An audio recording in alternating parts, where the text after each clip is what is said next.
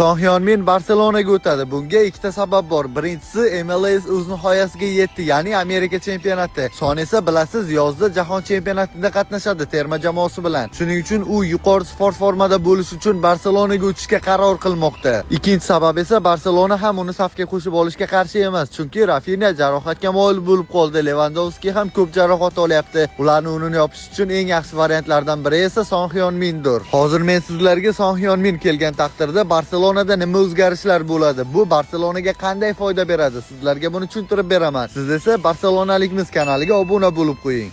Demak, bu transfer Barselonaga qanday foyda beradi? Yevropa, Amerika, xususan Angliya futbolini ko'rgan katta figurani hujumda o'ynashini plusi bo'ladi. Bu esa albatta Barselonaning foydasigadir. Ustiga ustak Barselonada hozir jarohatlar epidemiyasi, hujumchi yetishmovchiligi kuzatilmoqda. Son esa buni yopadi. U ham markazda, ham qanotlarda ideal o'ynab beradi. Bo'lib ham jarohatga moyil bo'lib qolgan Lewandowski va Rafinha o'rniga. Shuningdek, taktik jihatdan ham o'zgarishlar bo'ladi. Qanotlardan keskin kirish, pressingda tajriba, qarshi hujumlarda tezlik. Barselonaning ikki qanoti Yamal va Son dahshatli kuchga aylanishi mumkin. Iqtisodiy tomoniga keladigan bo'lsak, Barselona moliyaviy tomondan zarar ko'rmaydi. Kamroq to'lov qiladi, qisqa muddatli shartnoma, ya'ni ijara bo'ladi. Risk esa minimal bu holatda. Bu transferning zo'r tarafi Barselonaga marketing jihatdan katta foyda bo'ladi. Ya'ni Son Koreyaning eng mashhur sportchisi, Osiyo auditoriyasi, millionlab tomoshabinlar keladi. Forma sotilishi keskin oshiladi. Ya'ni Osiyo homiylari ham bundan kelishi mumkin. Sezyapsizmi, Sonning kelishi qanchalik foyda bo'lyapti Barselonaga? Qisqa qilib aytganda, bu transfer sport jihatdan marketing nuqtai nazaridan taktika bo'yicha Barselonaga katta foyda olib keladi. Xo'sh do'stlar, siz